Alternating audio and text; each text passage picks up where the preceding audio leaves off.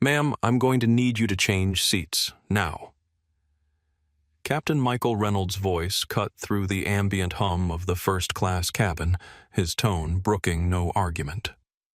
Alexis Turner looked up from her tablet, maintaining the calm demeanor that had carried her through 2 decades in aviation. Her eyes met the captain's, steady and unflinching.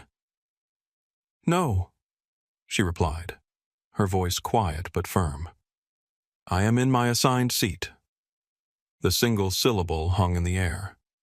Passengers nearby froze mid-conversation. A flight attendant paused while stowing a carry-on. The predictable rhythm of pre-flight procedures stuttered to a halt. Captain Reynolds blinked clearly, not expecting resistance. His jaw tightened beneath his perfectly trimmed salt and pepper beard. "This isn't a request," he said louder now. "It's an operational necessity." Alexis placed her tablet on the armrest, straightened in her seat, and replied with measured precision. "Then you'll need to explain the specific operational necessity that requires me and only me to relocate from my assigned seat." A ripple of murmurs spread through the first-class cabin. A businessman in 3A glanced up from his laptop. An elderly woman across the aisle leaned forward slightly. A young man in the second row reached subtly for his phone. In that moment, what should have been a routine boarding procedure on Transamerica Flight 847 transformed into something else entirely, the opening move in a confrontation that would change the airline industry forever. Alexis Turner hadn't planned on making history today. At 38, the former commercial pilot turned Federal Aviation Safety Commissioner had boarded enough flights to recognize the familiar choreography of air travel. The weight of her credentials hidden beneath the simple designation of her title remained her own private knowledge as she settled into seat 3B. She wore a tailored navy pantsuit, comfortable yet professional, with a small golden pin on her lapel, the wings she'd earned as a pilot 15 years earlier. Her natural hair was styled in a neat crown of twists, and her only jewelry was a pair of small pearl earrings that had belonged to her grandmother Eliza. In her leather messenger bag, nestled between legal briefs and her tablet, sat a small bound journal with Accountability Protocol embossed in gold on its cover. The journal, now on its 3rd volume, documented every instance of discrimination she'd encountered or witnessed in her extensive travels. Each entry meticulously recorded dates, times, locations, and names. It was both shield and sword protection against gaslighting and evidence when needed. Alexis hadn't always been prepared. At 19, as a sophomore at Howard University studying aviation management, she'd experienced the humiliation of being forced to move from her assigned seat on a Greyhound bus, despite having a valid ticket. The driver had claimed a weight distribution issue, yet 3 white passengers who boarded after her were seated exactly where she'd been told to move from. She'd complied then, burning with quiet anger and shame, vowing it would never happen again. That incident had shaped her career path. After becoming one of the youngest commercial pilots in the country, she'd earned a law degree at night while flying days. When a landing injury temporarily grounded her, she'd transitioned to aviation safety policy, eventually securing an appointment to the Federal Aviation Safety Commission. Today's flight was taking her to Los Angeles to testify before a congressional committee on passenger rights and airline accountability, a subject she'd dedicated her career to addressing. The irony of facing discrimination on this particular journey wasn't lost on her, as Captain Reynolds loomed over her seat. Alexis recalled her grandmother's words, "When they try to move you, that's exactly when you need to stand your ground." Eliza Turner had marched with Dr. King, had integrated lunch counters, had taught her granddaughter that dignity wasn't negotiable. Alexis took a deep breath, centered herself, and reached for her Accountability Protocol journal. This wasn't just about one seat on one flight. This was about patterns of behavior that continued because too many people remained silent. She wasn't flying as a commissioner today. This wasn't an official inspection. But years of experience had taught her to recognize the signs, the subtle glances from crew members, the whispered consultations, the sudden operational necessity that somehow applied only to her. As her fingers touched the leather cover of her journal, Alexis made a decision. Whatever happened next, she would document everything. Not just for herself, but for everyone who'd ever been asked to move without cause. Transamerica Flight 847 was a Boeing 787 Dreamliner, one of the airline's newest additions to its transcontinental fleet. The first-class cabin gleamed with understated luxury, 12 spacious seats arranged in a 1-2-1 configuration, each with direct aisle access. Ambient lighting cast a warm golden hue that would transition to cool blue once at cruising altitude, designed to minimize jet lag on the 5.5-hour journey from JFK to LAX. At 7:15 p.m., the evening departure was running precisely on schedule. Through the oval windows, the setting sun painted the tarmac in amber and long shadows. The familiar scent of new upholstery mixed with subtle notes of coffee from the galley where flight attendants prepared welcome beverages. Alexis occupied seat 3B, a middle seat on the port side with a vacant window seat beside her. Across the aisle in 3C sat James Wilson, a white businessman in his mid-40s with salt and pepper hair and a bespoke suit. His focus remained fixed on his laptop, though his eyes occasionally darted toward the unfolding tension. Elena Rodriguez moved efficiently through the cabin, the 33-year-old flight attendant, checking each passenger's comfort with practiced ease. Her dark hair was pulled back in a regulation bun, her Transamerica uniform impeccably pressed. When she reached Alexis, her smile seemed genuine, unlike the strained politeness she'd offered to several other passengers. In seat 2D, Tyler Hammond, a white executive with the bearing of someone accustomed to first-class travel, watched the interaction with narrowed eyes. His sighs grew increasingly audible as boarding continued his glances at his watch, performative displays of impatience. Sophia Diaz, a 72-year-old Hispanic woman with silver-streaked black hair and dignity in her posture, occupied seat 4B. She observed the cabin with the quiet attentiveness of someone who had witnessed decades of history unfold. When her eyes met Alexis's briefly, something like recognition passed between them, not of faces, but of experiences. The remaining first-class passengers, primarily white businessmen with the occasional woman among them, created a familiar demographic pattern Alexis had seen countless times. In the fourth row, a group of college students had been upgraded, their excited whispers and occasional phone checks contrasting with the studied indifference of frequent flyers. Senior flight attendant Gregory Palmer, a tall white man in his early 40s with a military-precise bearing, supervised the boarding process from the galley, occasionally consulting a tablet and whispering instructions to Elena. His glances toward Alexis carried something beyond the professional courtesy he showed other passengers, a hint of evaluation, perhaps even scrutiny. The aircraft hummed with pre-departure energy, the low conversations of passengers, the thud of overhead bins closing the occasional ping of the call button, and beneath it all the subtle vibration of auxiliary power units maintaining cabin comfort before engine start. Through these familiar sounds, Alexis detected something else, the particular quality of whispers that indicated she was being discussed. After years of navigating predominantly white professional spaces, she recognized the shift in atmosphere that preceded an incident. The cabin was comfortable, but the air was growing heavy with unspoken tension. Alexis first noticed the change 20 minutes before departure. Elena Rodriguez and Gregory Palmer exchanged glances after reviewing something on the crew tablet, a subtle widening of Elena's eyes, a quick shake of Gregory's head. They thought they were being discreet, but Alexis had spent years reading such micro-expressions. When Elena approached with Alexis's pre-flight water, her smile seemed fixed. "Everything comfortable, Ms. Turner?" Elena asked, her voice professionally pleasant, but her eyes flickering toward the galley where Gregory watched. "Very comfortable, thank you," Alexis replied, accepting the water.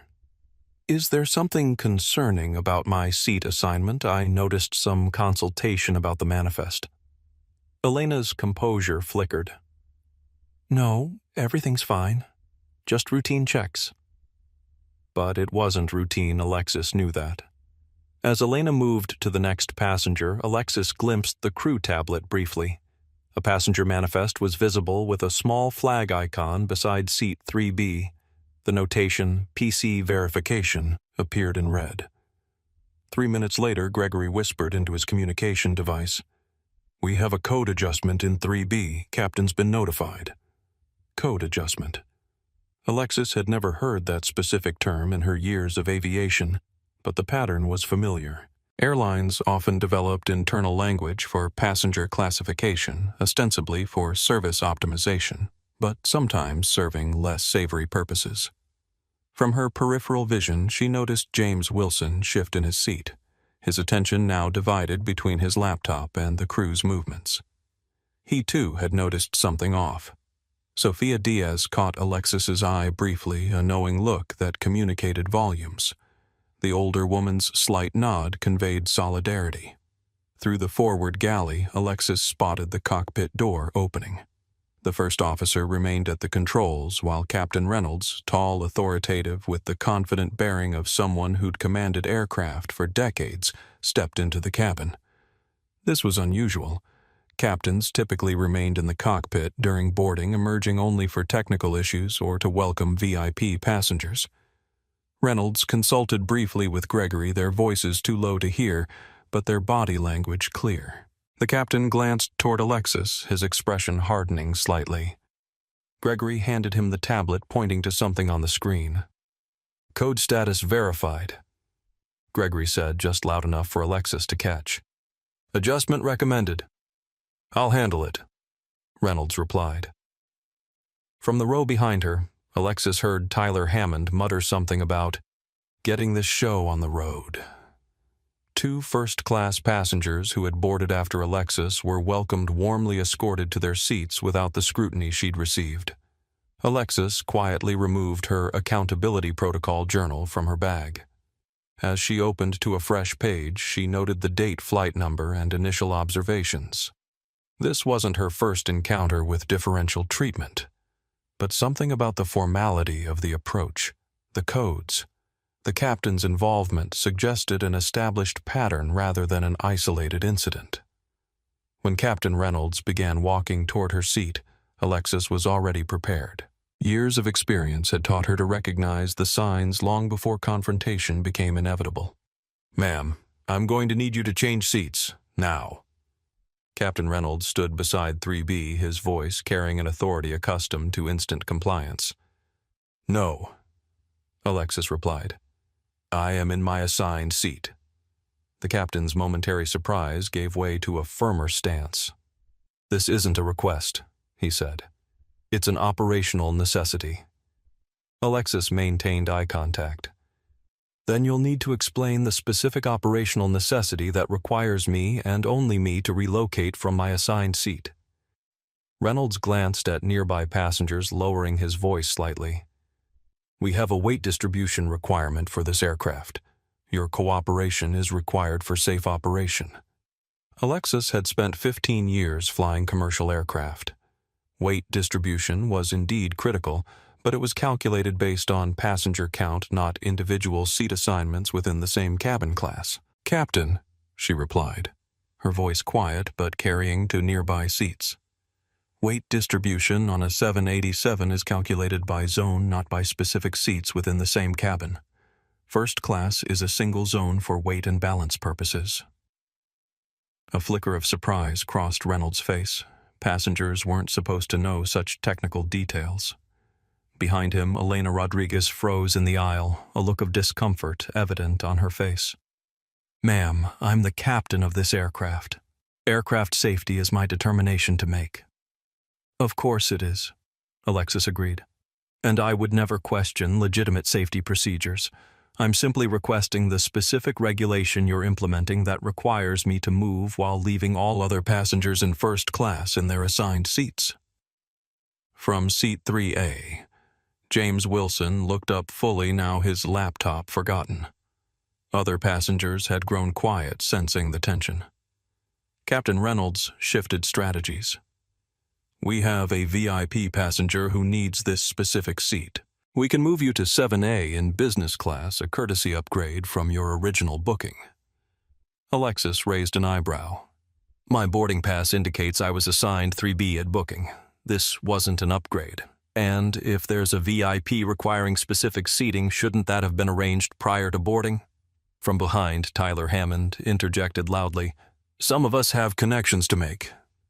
Is this really necessary? Just move and let's get going." Several other passengers muttered in agreement, creating a small chorus of disapproval directed at Alexis. "See?" Reynolds said, seizing the opportunity. "You're delaying an entire aircraft full of people with important commitments." Alexis didn't turn to acknowledge Hammond. Her focus remained on the captain, whose jaw had tightened visibly. "Final call, ma'am. Either relocate voluntarily, or we'll need to escalate this situation." The threat hung in the air. Several passengers now openly watched the exchange. From the corner of her eye, Alexis noticed one of the college students in row 4 discreetly angling a phone toward the confrontation. Alexis placed her open journal on her lap, pen poised. "Captain Reynolds," she said, reading his name from his uniform. "I'll need your employee number for my records." "My what?" Reynolds blinked. "Your employee number. Since you're implementing a non-standard seating policy based on claimed operational necessity, I'll need to document the specific directive and authorizing personnel." Gregory Palmer stepped forward. "Ma'am, recording crew information is not permitted." "Incorrect," Alexis interrupted calmly. "FAA Regulation 14 CFR 121.548 specifically permits passengers to request identification from any crew member implementing safety directives. If this is indeed a safety directive, I'm within my rights to document it." A heavy silence fell over the first-class cabin. Captain Reynolds' expression darkened. The confrontation had just escalated beyond what he'd clearly anticipated. "Ma'am, you seem to be unusually familiar with aviation regulations." Captain Reynolds' tone shifted, a note of suspicion replacing the authoritative command. "Are you in the industry?" Alexis maintained her composed demeanor. "I'm familiar with passenger rights, Captain. Now, about that employee number, I'll need it to properly document this interaction." Reynolds exchanged glances with Gregory, who subtly shook his head. "What exactly are you documenting?" Reynolds asked, eyeing the journal. "Every aspect of this interaction," Alexis replied. "The time you approached me, your request that I relocate without specific cause, and your claim of operational necessity without citing applicable regulations." By now, most of the first-class cabin had fallen silent, passengers openly watching the exchange. From seat 3A, James Wilson shifted uncomfortably, closing his laptop. His eyes moved from Alexis to the captain, assessment in his gaze. "Look," Reynolds said, lowering his voice. "This doesn't need to become complicated. We're offering you an equivalent seat. In a different cabin class," Alexis interjected, "after I was specifically assigned this seat, while no other passengers are being asked to relocate." Elena Rodriguez approached cautiously. "Captain, the final pre-departure checklist." "Not now," Reynolds said sharply, not taking his eyes off Alexis. He took a different approach. "Ms. Turner, we respect your concerns, but flight crew instructions must be followed under federal regulations." "I understand federal regulations quite thoroughly," Alexis replied. 14 CFR 121.533 grants you command authority regarding safety of flight. It doesn't grant arbitrary authority to relocate specific passengers without documented cause. Reynolds' eyes narrowed. "You're citing federal aviation regulations to me. I've been flying for 30 years. Then you'll appreciate the importance of following them precisely," Alexis replied, her voice cool as steel but equally unyielding. From across the aisle, James Wilson finally spoke. "Excuse me," he said, his voice carrying the confidence of an executive. "Is there an actual problem with the seat assignment? I've been a Transamerica Platinum member for 15 years, and I've never seen a captain personally request a passenger change seats after boarding." Reynolds glanced at Wilson, clearly not expecting another passenger to join the conversation. Sir, this is between the crew and Ms. Turner, Alexis supplied. Alexis Turner. Ms. Turner, Reynolds continued. We have procedures, which should be transparent, Wilson interjected. I'm curious myself now. What's the specific reason for this seat reassignment? The murmurs from other passengers grew louder. From behind, multiple voices complained about the delay. This is ridiculous, one man called out. Some of us have places to be. If she'd just move, we could leave, another added. Tyler Hammond stood up, his imposing figure looming in the aisle. Look, lady, you're holding up an entire plane. There are people with connecting flights and important meetings. Just take the business class seat and let us get going. Several passengers nodded in agreement. The social pressure was building. Sophia Diaz, who had been watching silently, spoke in a quiet but clear voice. Some things are worth being delayed for young men, like dignity. Gregory Palmer stepped closer. Captain, we're approaching departure time. Reynolds faced a decision point. The simple directive had evolved into a situation with multiple witnesses and explicit questioning of his authority. His face hardened. Ms. Turner, this is your final opportunity to comply voluntarily. Interfering with crew member instructions is a federal offense. Alexis met his gaze steadily. Requiring compliance with an unlawful directive is also a federal offense, Captain. I understand FAA Regulation 117.3 covers weight distribution concerns. Please cite the specific operational code you're implementing. The captain's momentary hesitation told Alexis everything she needed to know. There was no operational code because there was no legitimate operational necessity. Gregory leaned in, whispering something to Reynolds. The captain nodded sharply. Ms. Turner, Gregory said, adopting a conciliatory tone, perhaps we can offer you an upgrade to business class as a courtesy for the inconvenience. This isn't about courtesy, Alexis replied. This is about whether there's a legitimate reason I'm being singled out. The word singled hung in the air, its implication clear to everyone listening. Several passengers glanced away uncomfortably. Others watched with growing interest. James Wilson closed his laptop completely, now fully engaged in the situation developing beside him. I think the lady deserves an answer. What's the specific reason for asking her and only her to change seats? Reynolds' face flushed with barely contained anger. Sir, with all due respect, this doesn't concern you. It concerns everyone on this aircraft if crew members make demands without clear justification, Wilson replied, his initial discomfort now replaced with resolve. Around the cabin, the division among passengers became visible, some irritated by the delay, others concerned about the treatment they were witnessing. The college students' phones were now openly recording, no longer bothering with discretion. Captain Reynolds straightened his posture, his decision made. We'll discuss this further after takeoff, he said, turning abruptly and heading back toward the cockpit.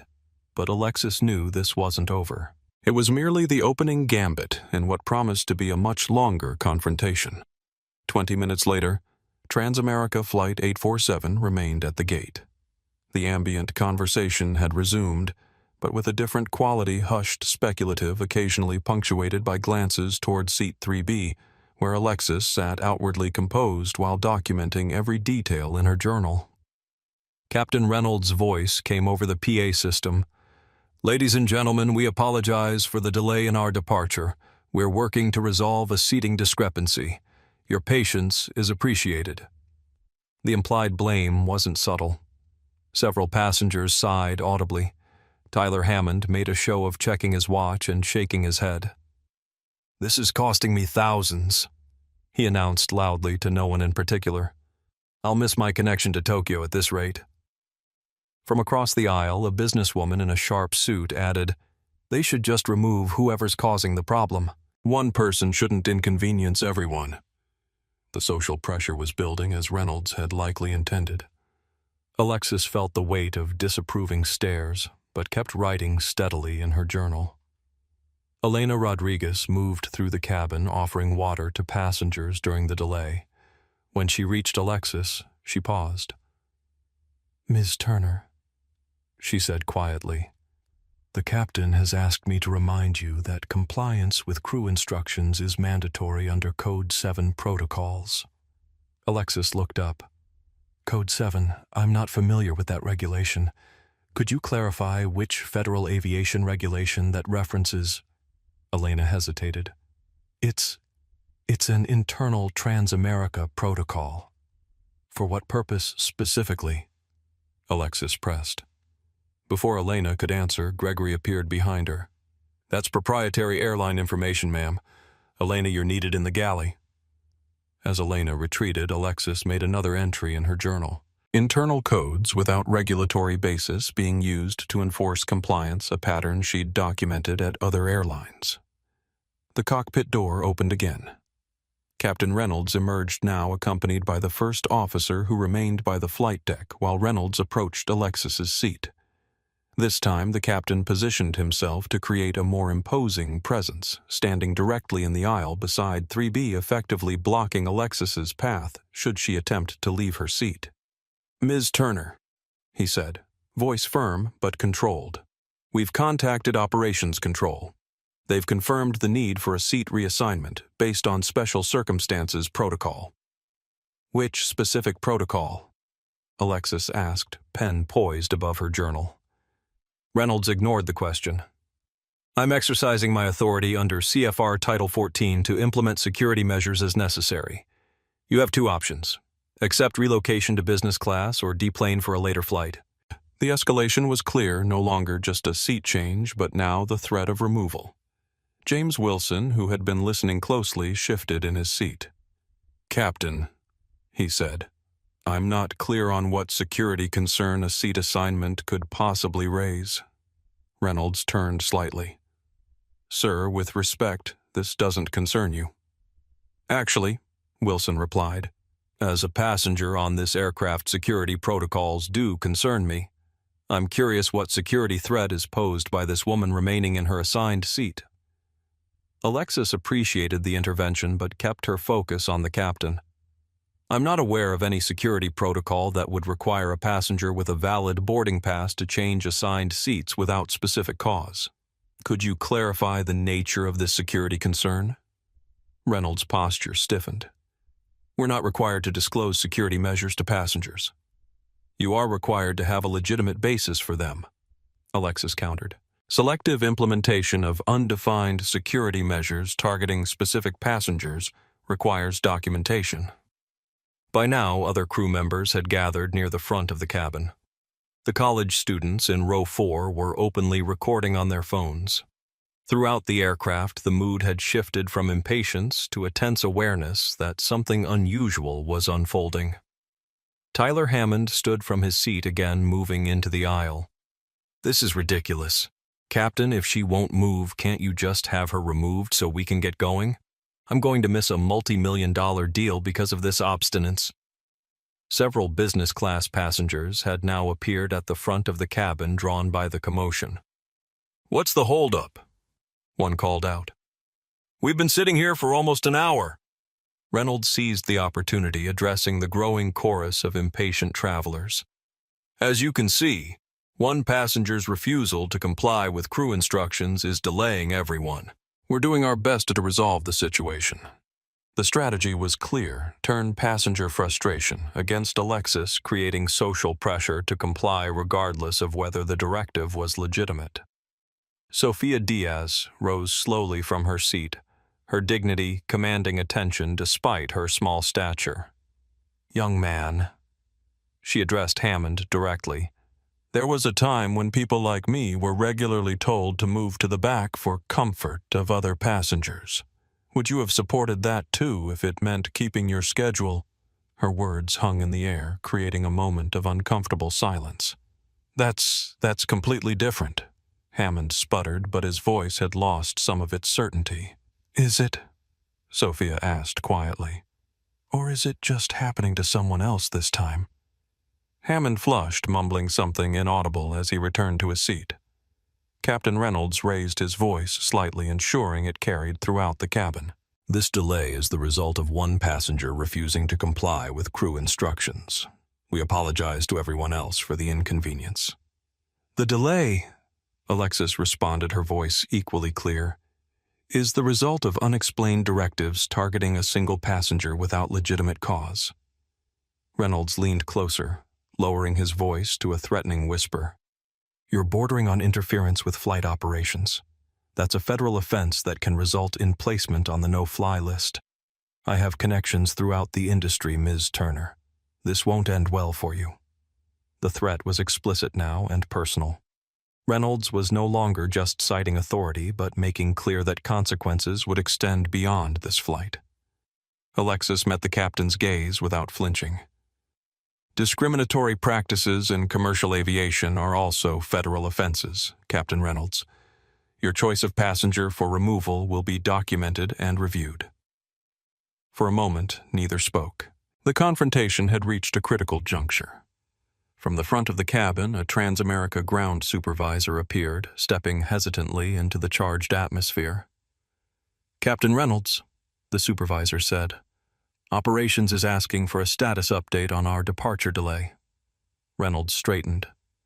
Tell them we have a non-compliant passenger situation. Security response may be required. The words hung in the air like a gauntlet thrown. As Captain Reynolds turned to speak with the ground supervisor, Alexis remained outwardly calm. Inside her mind, calculated options and consequences with the precision that had made her both an exceptional pilot and an effective commissioner. This was the moment where many would capitulate the escalation to security response, and potential removal from the aircraft created powerful incentives to comply.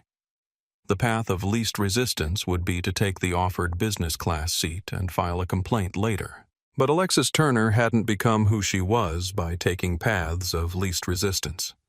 She opened her accountability protocol journal to a new page, writing with deliberate strokes that would be visible to anyone watching. At the top, she wrote, Official Record Discriminatory Enforcement Request, Flight 847, in clear capital letters. The college students' phones captured the moment. From across the aisle, James Wilson observed with undisguised interest. When Reynolds turned back toward her, Alexis was prepared.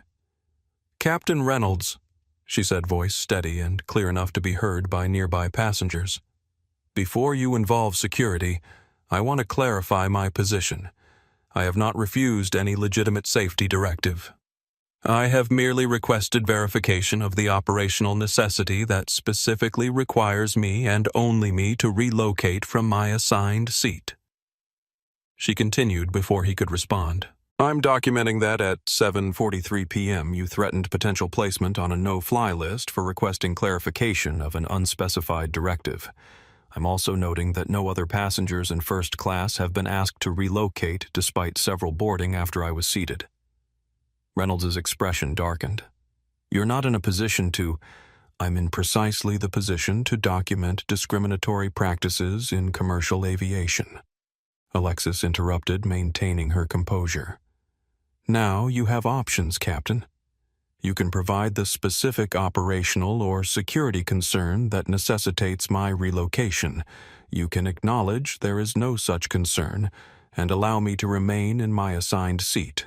Or you can escalate to security response, which will trigger a mandatory FAA incident review. She let the words sink in. Around them, the cabin had grown completely silent. I'm not responsible for delays caused by unsubstantiated demands, she added. That responsibility lies with those making such demands. Gregory Palmer stepped forward. Ms. Turner Transamerica has the right to assign seats as necessary for operational requirements. Correct, Alexis agreed. And such operational requirements must have documented justification when challenged. I'm challenging the justification for targeting me specifically.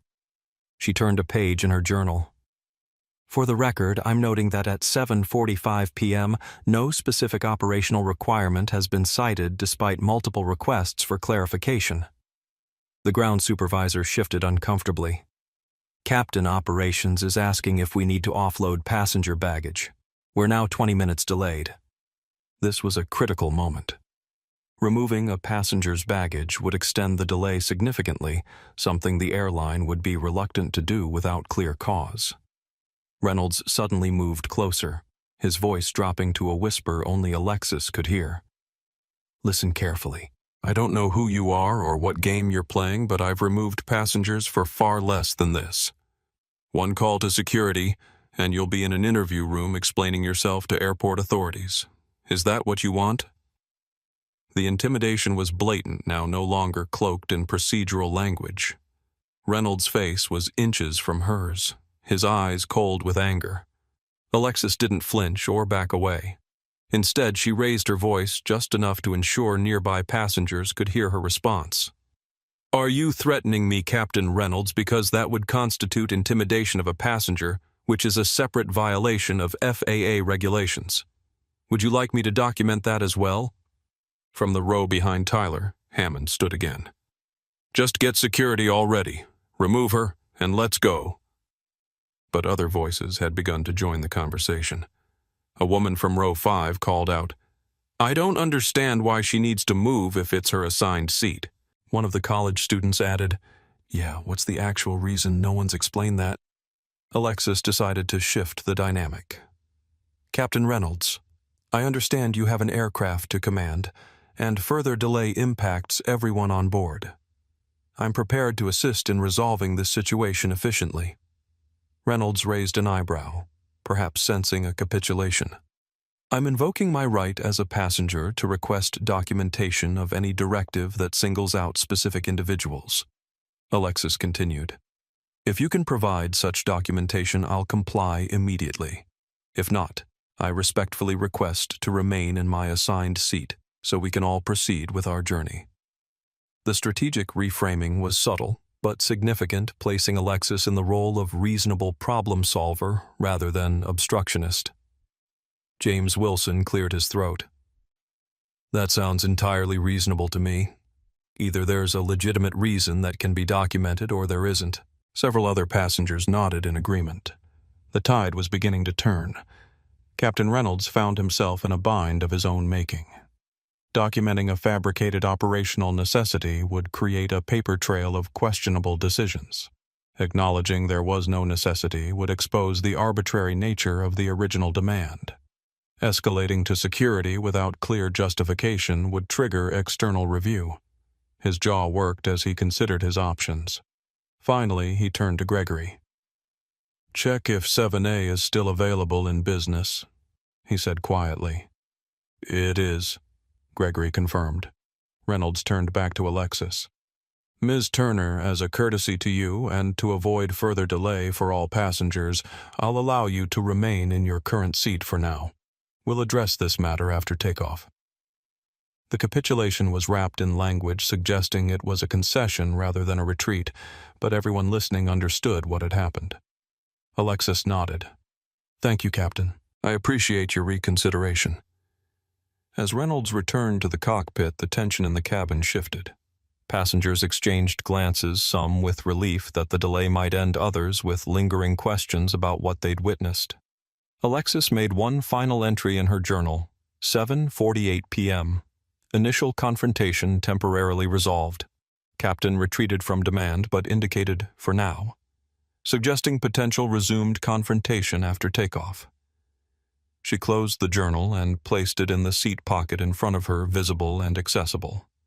This was merely the first round. Experience told her the next would come once they were airborne, when the power dynamic would shift further in the crew's favor. As Captain Reynolds disappeared into the cockpit, the artificial quiet of the first-class cabin dissolved into a buzz of whispered conversations. The confrontation had transformed anonymous travelers into unwitting participants in a drama none had anticipated. James Wilson turned slightly toward Alexis. That was impressive, he said, keeping his voice low. Are you an attorney? Among other things, Alexis replied with a small smile. Wilson hesitated, then extended his hand across the aisle. James Wilson McKinsey Consulting. Alexis Turner. She shook his hand briefly. Look. He continued, glancing around to ensure they weren't overheard. "Whatever happens after takeoff, I saw this whole interaction. If you need a witness statement later, I'm willing to provide one." "I appreciate that, Mr. Wilson." "James, please." He paused. "I fly this route twice monthly. I've never seen anything like this." His demeanor had changed considerably from the initial moments of the confrontation when he'd seemed reluctant to get involved. Now there was something like admiration in his expression. "I've always considered myself someone who would speak up if I saw injustice," he admitted quietly. "But the truth is, I've witnessed questionable treatment on flights before and told myself it wasn't my place to intervene. Today was educational." "Witnessing matters," Alexis replied. "Speaking up matters more." Behind them, Tyler Hammond leaned forward, still visibly irritated. "Some of us are trying to conduct business here. Could you save the chit-chat for after we finally get moving?" Wilson turned. "Some things are more important than conference calls, sir." Hammond scoffed. "Easy to say when it's not your meeting being missed." He gestured toward his watch. 30 minutes delayed already because someone wants to make a point." From her seat, Sophia Diaz fixed Hammond with a steady gaze. "Young man, I've lived long enough to see what happens when people don't make points, as you call it. Sometimes principles matter more than schedules." "What would you know about it?" Hammond muttered, but his voice lacked conviction. Sophia's eyes flashed. "More than you might imagine, senor. In 1957, I was told to move to the back of a Greyhound bus in Texas despite having a ticket for my seat. When I refused, they removed me in El Paso and left me there with no way home to Los Angeles. I was 17 and alone in a strange city. So yes, I know something about the importance of standing one's ground." The personal story landed with unexpected impact. Hammond's face flushed and he returned to his phone without further comment. In row 4, the college students whispered among themselves, occasionally glancing toward Alexis. One, a young woman with dark-rimmed glasses, raised her phone subtly to capture the continuing reactions. "This is crazy," she murmured to her companions. "Transamerica just tried to move her for no reason." Her friend nodded. "Pretty obvious why they picked her and not the white guy beside her." "I'm posting this. People need to see it." Near the front of the cabin, a middle-aged white couple exchanged uncomfortable glances. The woman leaned toward her husband. "Do you think we should say something?" "Not our business," he replied quickly. "Let's just stay out of it. But if no one speaks up—" "Martha, please, it's being handled. Let's not get involved." The divide among passengers grew increasingly evident, those willing to acknowledge what they'd witnessed versus those preferring to look away, those irritated by the delay versus those recognizing the importance of the principle at stake. A businessman who had been vocal about the delay earlier now appeared conflicted. He caught Alexis's eye and offered a small nod of something like respect. The social dynamics were shifting as passengers processed what they had observed. Elena Rodriguez moved through the cabin, ostensibly checking passenger comfort, but clearly monitoring the atmosphere. When she reached Alexis, she paused. "Ms. Turner," she said quietly. "We should be departing shortly. Can I get you anything before takeoff?" The professional courtesy in her tone suggested a subtle shift, perhaps recognition that the captain's approach had been questionable. "I'm fine, thank you," Alexis replied. "I appreciate your checking." Elena hesitated, then lowered her voice further. "I want you to know, that is, not all of us." She stopped, glancing toward Gregory, who watched from the galley. "Never mind. Please let me know if you need anything during the flight." As she moved on, James Wilson raised an eyebrow. "Sounds like dissension in the ranks." "Often is," Alexis replied. "Most airline staff want to do the right thing. It's usually a few who create these situations." The PA system crackled. "Flight attendants, prepare for departure." The announcement triggered the usual flurry of activity: final checks of seat belts, securing of cabin items, closure of overhead bins. The confrontation temporarily receded beneath the routine of pre-takeoff procedures, but remained present in sidelong glances and whispered conversations in the tension that still permeated the cabin. As the aircraft finally pushed back from the gate nearly 40 minutes behind schedule, Alexis felt the weight of eyes upon her, some curious, some supportive, some resentful. The sanctuary of cruising altitude might bring temporary calm, but she knew from experience that the most difficult part of the journey still lay ahead. Elena Rodriguez had joined Transamerica Airlines 11 years ago, following her older brother's footsteps into aviation. The job had offered everything she'd hoped for: travel beyond her small hometown in Arizona, a steady income that helped support her parents, and a sense of purpose in ensuring passenger safety and comfort. Today, that sense of purpose collided with growing unease as she watched Gregory Palmer confer with Captain Reynolds in the forward galley. "The priority code flagging system is standard procedure," Gregory insisted, keeping his voice low. "We've been using it for years." "Not like this," Elena countered. "PC was supposed to be for actual security concerns or VIPs needing special handling, not for—" She hesitated. "Not for what?" Gregory challenged. Elena remembered her grandmother's stories about being moved to the back of restaurants in the 1960s, about having to enter through side doors, about the indignities, small and large, that had shaped her family's American experience. "You know exactly what I mean," she replied. "I checked the manifest myself. Ms. Turner was assigned 3B at booking. There was no upgrade, no last-minute change. And I've reviewed the weight and balance calculations. There's no distribution issue." Gregory's expression hardened. "You're overstepping, Rodriguez. The captain made a call. Our job is to support it, not question it." "Our job is passenger safety and adherence to regulations," Elena corrected. "What regulation justifies asking only her to move?" "Listen carefully," Gregory said, stepping closer. "This isn't about one passenger. This is about chain of command. If crew members start questioning captain's decisions, the whole system breaks down. You want that responsibility?" Elena thought of her mortgage, of her father's medical bills, of the security her job provided. She thought too of her grandmother, who had taught her that security purchased with silence eventually costs far more. "I want to do what's right," she said finally. Gregory's voice lowered further. "Transamerica has been good to you, Elena. 11 years right. Think about your future here. Reynolds has friends in corporate who determine schedules, routes, promotions. Cross him and you might find yourself on red-eyes to Anchorage for the next decade." The threat wasn't subtle. "You need to decide which side you're on," Gregory continued. "The cruise or some random passenger who's causing trouble." Elena looked down at her tablet at the priority code system displayed on the screen. What had begun as a tool for identifying VIPs and passengers needing special assistance had evolved into something else, a mechanism for classifying travelers based on whether they looked right for their cabin class, whether they matched unspoken expectations about who belonged in premium seats. She'd seen it happen gradually over the past 3 years, the code designations expanding beyond their original purpose. She'd noticed the pattern, had been uncomfortable with it, but had never formally questioned it. Like many, she'd told herself it wasn't her decision to make.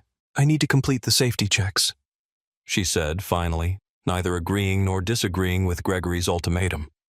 As the aircraft taxied toward the runway, Elena moved through the cabin for final compliance checks.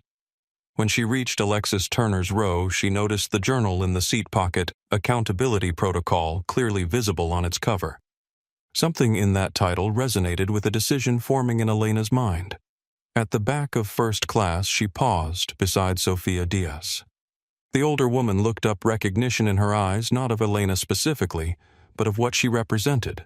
A younger Latina woman navigating institutional pressures, the kind of silent understanding that forms between those who've walked similar paths.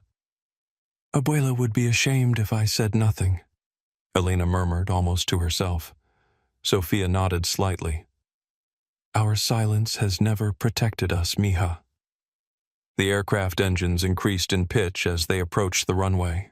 Elena returned to her jump seat, buckling in beside Gregory, who watched her with narrowed eyes. "Whatever you're thinking, don't," he warned. "Reynolds already flagged this flight for headquarters review because of the delay. Everyone's performance is being evaluated." Elena said nothing, but her mind raced. The priority code system had begun 3 years ago, ostensibly to identify passengers who might need special handling, whether for service recovery after previous issues, high-value status, or security concerns. But over time, she'd noticed patterns in its application. Certain demographics seemed flagged more frequently. Certain crew members seemed to use the codes more aggressively. She'd never documented these observations, never formally questioned the practice. Like many, she'd rationalized it as not her decision to make, as something beyond her control. The aircraft accelerated down the runway, pressing her back against the seat. As they lifted into the darkening sky above New York, Elena made a decision that would alter the trajectory of more than just this flight. When the captain turned off the fastened seatbelt sign, she would review the flagging system documentation in the crew manual. She would note which specific priority code had been applied to Ms. Turner, and she would be prepared to act on that information when the inevitable mid-flight confrontation occurred. Gregory might be right about one thing: this was about more than one passenger, but not in the way he meant. This was about a pattern that had continued unchallenged for too long, and Elena's own complicity in that pattern through silence. As the aircraft climbed through 10,000 feet, the ding of the seatbelt sign turning off sounded like a starting bell. 45 minutes into the flight, a fragile normalcy had settled over the first-class cabin. Passengers sipped drinks, worked on laptops, or dozed beneath blankets.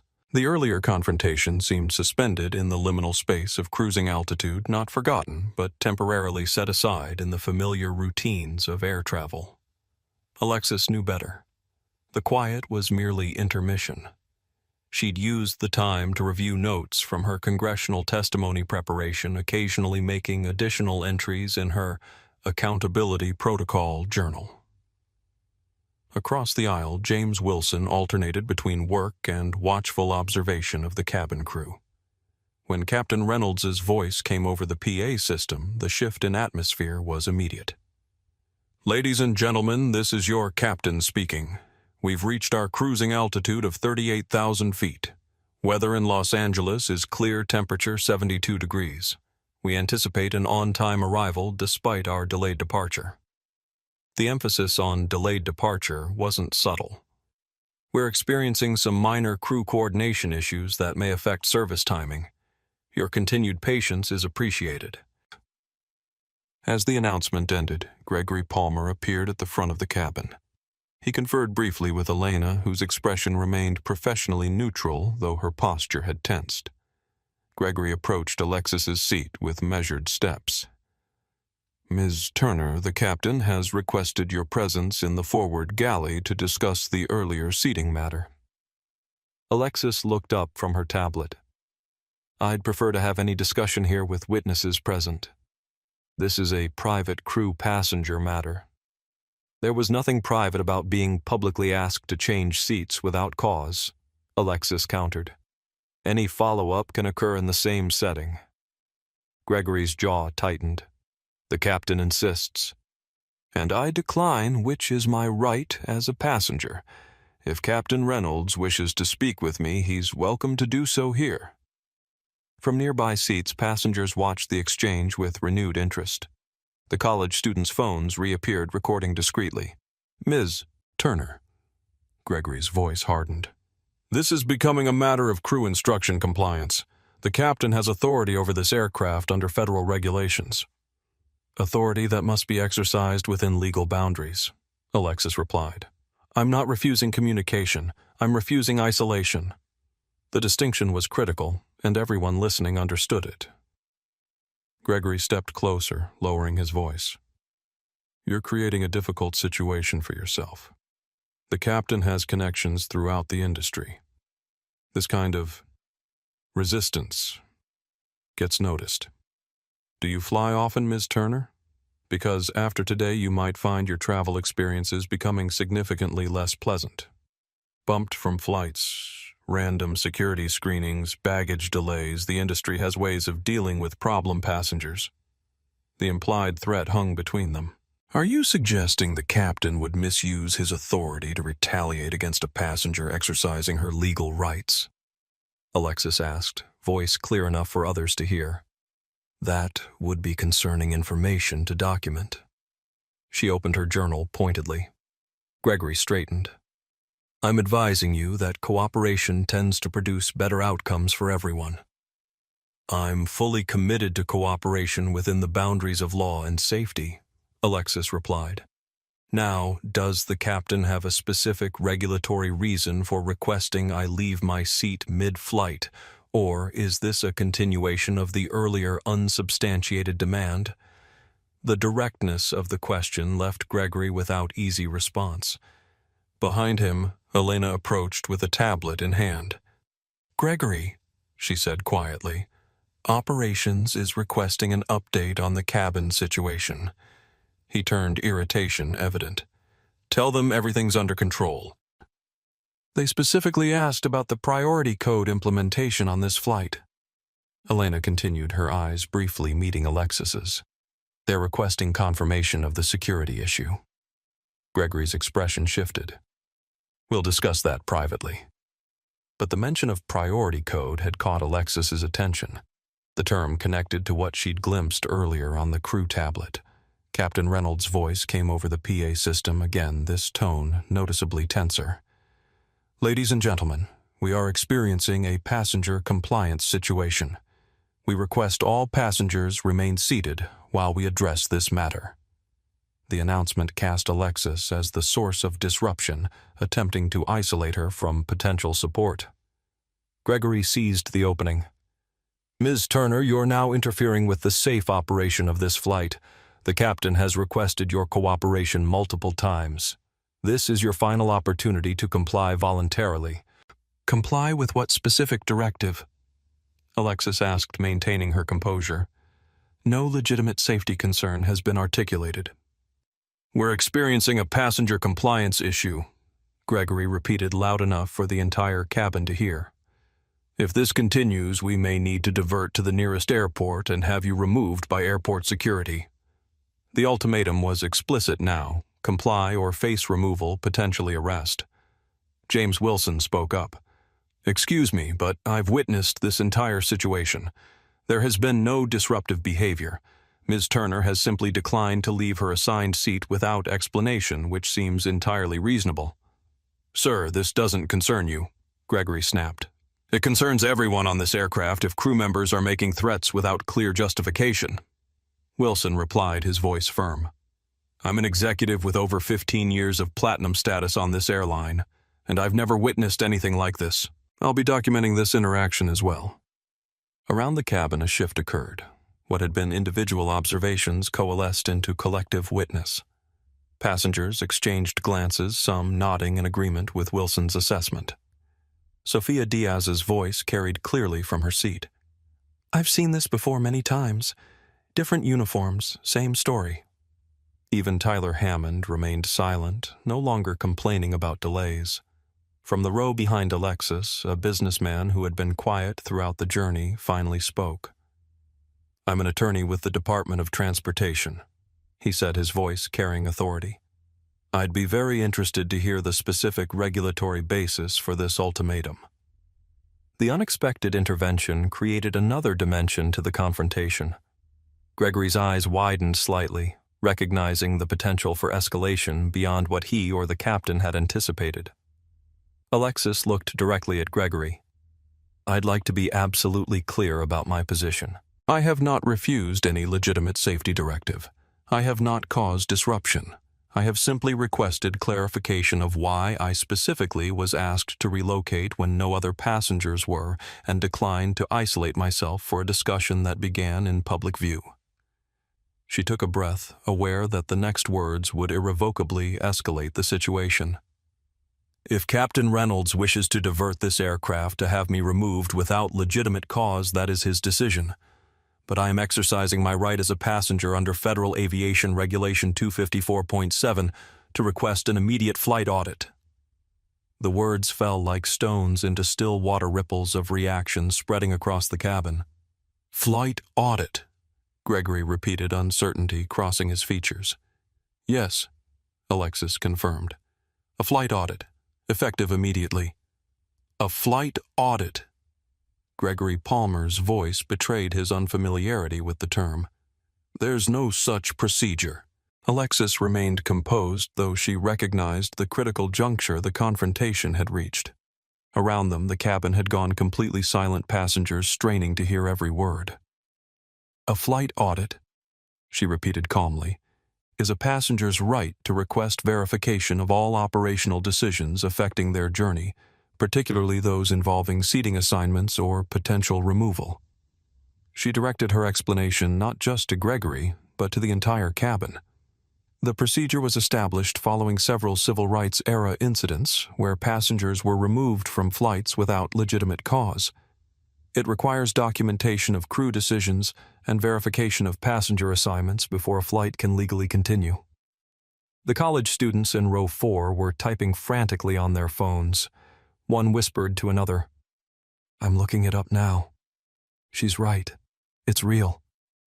Gregory's uncertainty deepened. "I've been with Transamerica for 12 years. I've never heard of this." "It's rarely invoked," Alexis acknowledged. "But it remains a legal right under Federal Aviation Administration protocols, particularly when discriminatory practices are suspected." From his seat, James Wilson pulled out his phone. "I'm confirming this now. Yes, here it is. FAA Advisory Circular 122342B references passenger rights to request verification of operational decisions that appear to target specific individuals." Gregory glanced toward the cockpit, clearly unsure how to proceed. "I'll need to consult with the captain." "Of course," Alexis agreed. "The procedure requires captain acknowledgement and operations center notification." As Gregory retreated toward the flight deck, Elena Rodriguez approached, maintaining a professional demeanor, though her eyes conveyed something more complex. "Ms. Turner," she said quietly, "can you explain what happens during a flight audit for the crew's information?"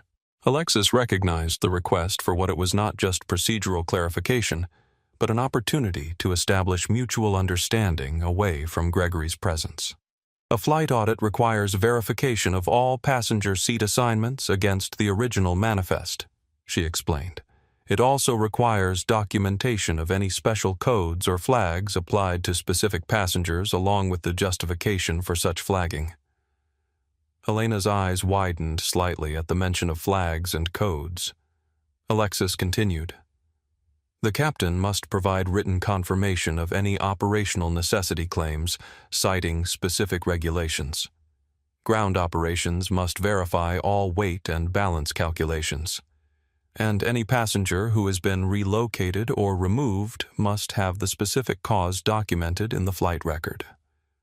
She paused, allowing this to sink in.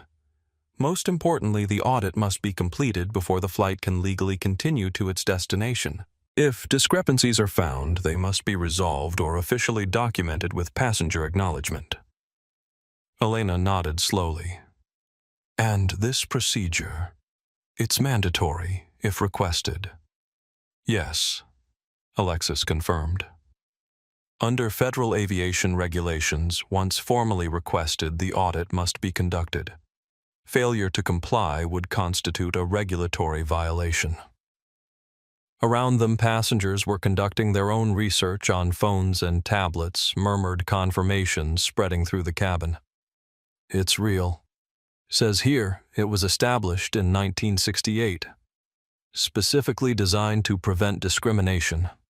The Department of Transportation attorney nodded to himself, a small smile playing at his lips as he watched the scene unfold. The cockpit door opened. Captain Reynolds emerged, his expression a mixture of disbelief and anger. He conferred briefly with Gregory, their voices too low to hear, though their body language spoke volumes. Reynolds gesticulating forcefully while Gregory appeared to be trying to calm him down.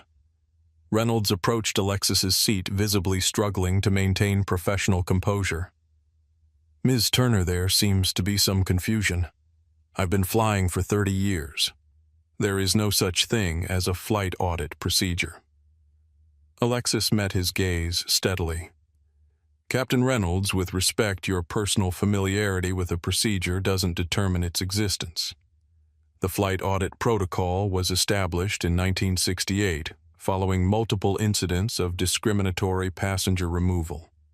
It's documented in FAA Advisory Circular 120-42B, Section 7, and referenced in Transamerica's own operations manual under Passenger Rights and Verification Procedures. The specificity of her citation clearly caught Reynolds off guard. He glanced at Gregory, who could only offer a shrug of uncertainty. Even if such a procedure exists, Reynolds countered, invoking it without legitimate cause could constitute interference with flight operations. The procedure exists precisely to determine whether there is legitimate cause for actions taken against specific passengers. Alexis replied, "If your request that I change seats was based on genuine operational necessity, the audit will confirm that. If not, it will establish that the request lacked proper justification." The logic was irrefutable. If Reynolds had acted appropriately, he should welcome verification. James Wilson leaned forward. "Captain speaking, as someone who's witnessed this entire situation, the audit seems like the appropriate way to resolve the matter transparently. If there was a legitimate reason for asking Ms. Turner and only Ms. Turner to relocate, the audit will confirm that." Other passengers nodded in agreement. The collective witness of the cabin had become a factor the captain couldn't easily dismiss. The Department of Transportation attorney spoke again. "I'd be particularly interested in the findings, Captain. This seems to be an optimal resolution that protects both passenger rights and operational integrity." Reynolds's jaw worked as he considered his options. Finally, he activated his communication device. "Operations, this is Captain Reynolds on Flight 847. I need verification on a passenger-requested procedure called a flight audit. Confirm whether this is a recognized protocol." The entire cabin waited in tense silence for the response. When it came, only Reynolds could hear it directly, but his expression told the story. The color drained slightly from his face. His posture stiffened. "Understood," he said tersely. "Stand by for further information." He looked at Alexis with newly assessing eyes. "Operations is confirming the procedure. They're checking the specific requirements." "Thank you, Captain," Alexis replied. "I appreciate your cooperation in resolving this matter properly." Reynolds turned to Gregory. "Contact ground operations at our next suitable airport. Tell them we may need supervisory personnel to board for a procedural verification." The implications were clear. Reynolds was considering landing to address the situation. Alexis remained unperturbed. "Captain, to be clear, diverting would not eliminate the need for the audit. In fact, it would expand the scope to include justification for the diversion itself." Reynolds' eyes narrowed. "Ms. Turner, you seem remarkably familiar with aviation procedures for a typical passenger." "I believe in being informed about my rights," she replied simply. The dance continued, Reynolds probing for information, Alexis providing just enough to maintain her position without revealing her full identity. The power dynamic had shifted but remained delicately balanced. For now, the flight audit request had created a stalemate. The next move would depend on how quickly operations could provide guidance and how willing Reynolds was to proceed once he understood the full implications of the procedure he'd dismissed as non-existent. Captain Michael Reynolds had commanded aircraft for 27 years. He'd navigated hurricanes, handled engine failures, and managed medical emergencies. He'd earned the respect of colleagues and the trust of his airline. His authority in the cockpit was absolute and unquestioned. Until now. As he stood in the first-class cabin of Flight 847 facing a passenger who'd invoked a procedure he'd dismissed as fiction, only to have operations confirm its existence, Reynolds felt something unfamiliar uncertainty. "Operations, I need more specific information," he said into his communication device, turning slightly away from the watchful eyes of passengers. What exactly does this flight audit entail? The response from Transamerica's Operations Center came through his earpiece, audible only to him. Captain Flight Audit Protocol is indeed a recognized procedure under FAA oversight. It requires verification of all passenger seating assignments, documentation of any passenger flags or codes, and written justification for any operational decisions affecting specific passengers. Once invoked, it must be completed before the flight can proceed to final destination. Reynolds' jaw tightened. Who authorized this procedure? I've never encountered it in 3 decades of flying. It dates back to 1968, sir. It's rarely invoked but remains valid. The protocol was included in last year's regulatory update briefing. Reynolds vaguely recalled skimming that section, dismissing it as administrative trivia that would never affect actual flight operations. And if I determine this request is interfering with my command authority? A pause. Sir, declining a properly invoked audit would trigger mandatory review upon landing. The procedure was specifically designed to provide checks on command authority in potential discrimination scenarios. The implication was clear. Reynolds could refuse, but would face scrutiny regardless. He ended the communication and turned back to Alexis Turner, assessing her with new eyes. This was no ordinary passenger. Her knowledge of regulations, her composed demeanor under pressure, her strategic invocation of an obscure procedure all suggested someone with significant aviation background. "Ms. Turner," he said, struggling to keep his voice controlled. "Operations has confirmed the audit procedure. However, implementing it mid-flight creates potential safety concerns and would cause significant inconvenience to all passengers." "Safety should always be the priority, Captain," Alexis agreed reasonably. However, the audit was designed specifically to be conducted during flight to prevent diversions or delays based on questionable passenger removals. The procedure is streamlined for in-air implementation. Reynolds tried another approach. "This will delay service, inconvenience other passengers, and potentially affect our arrival time." From across the aisle, James Wilson spoke up. "I think most of us would prefer a slight delay to ensure proper procedures are followed." Several passengers nodded in agreement. The college students were still recording their phones, capturing every exchange. Reynolds felt the situation slipping further from his control. He leaned closer to Alexis, lowering his voice to a harsh whisper. "Who are you really, FBI FAA inspector?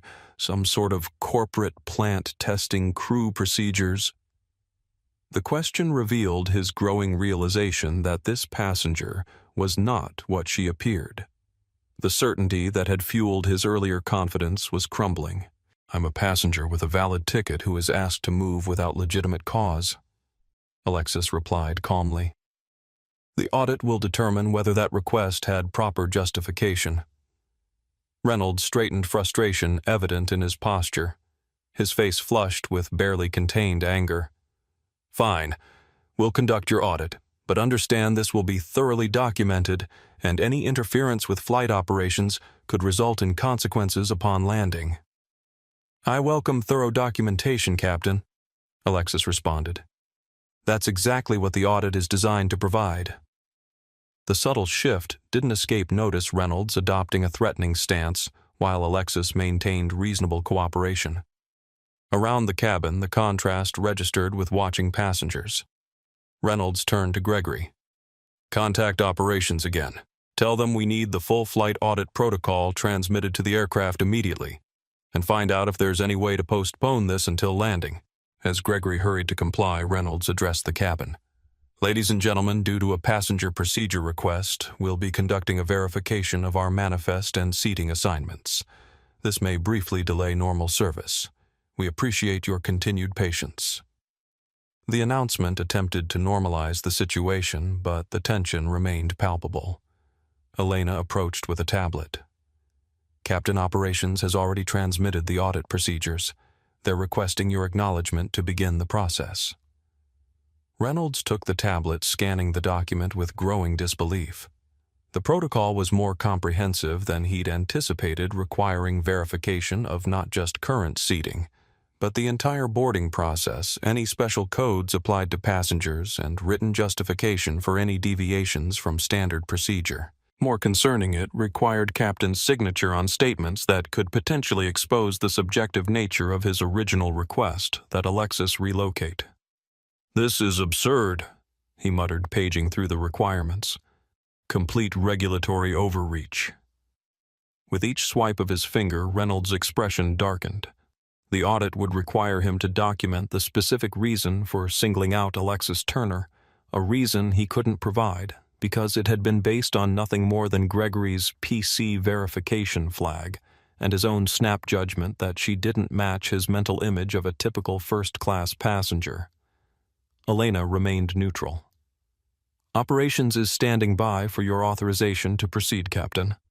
Reynolds glanced toward Alexis, who watched the interaction with calm attentiveness. He had severely underestimated this passenger, and now faced a decision: authorize an audit that might expose questionable practices, or refuse and trigger automatic review upon landing. Neither option preserved his authority intact. With visible reluctance, he pressed his thumb to the authorization box on the tablet. "Inform operations we're proceeding with the audit as required, and tell them I want a full review of how this procedure was implemented without proper captain notification and training." "Yes, Captain," Elena replied, taking the tablet. As she walked away, Reynolds fixed Alexis with a hard stare. "I hope you understand what you've initiated here. This isn't a game." "I assure you, Captain Reynolds," Alexis replied steadily. "I consider passenger rights and aviation safety protocols to be anything but a game." The captain returned to the cockpit without further comment, but the set of his shoulders conveyed his sentiment clearly. The battle lines were drawn, the audit would proceed, and the outcome would depend on what it revealed about the true nature of the operational necessity that had started this confrontation. 40 minutes after Alexis's invocation of the flight audit, the atmosphere in the first-class cabin had transformed. What began as a confrontation between one passenger and the flight crew had evolved into a collective experience, passengers no longer passive observers, but engaged witnesses to an unprecedented procedural challenge. The PA system crackled. "Ladies and gentlemen, this is your captain speaking. Due to the ongoing procedural verification, we'll be making a brief stop in Denver to board additional personnel to assist with the process. This will delay our arrival in Los Angeles by approximately 1 hour. We apologize for the inconvenience." The announcement confirmed what Alexis had anticipated. Reynolds was attempting to regain control by involving ground personnel. It was a strategic decision, though not necessarily advantageous to his position. James Wilson leaned across the aisle. "Denver, is that normal procedure for this audit?" "Not typically," Alexis replied quietly. "The audit is designed to be conducted in flight by existing crew. This suggests the captain is seeking additional support or documentation. Or hoping to find someone who can override the audit requirement," Wilson suggested. "Possibly," Alexis agreed. "But that would only compound the regulatory issues."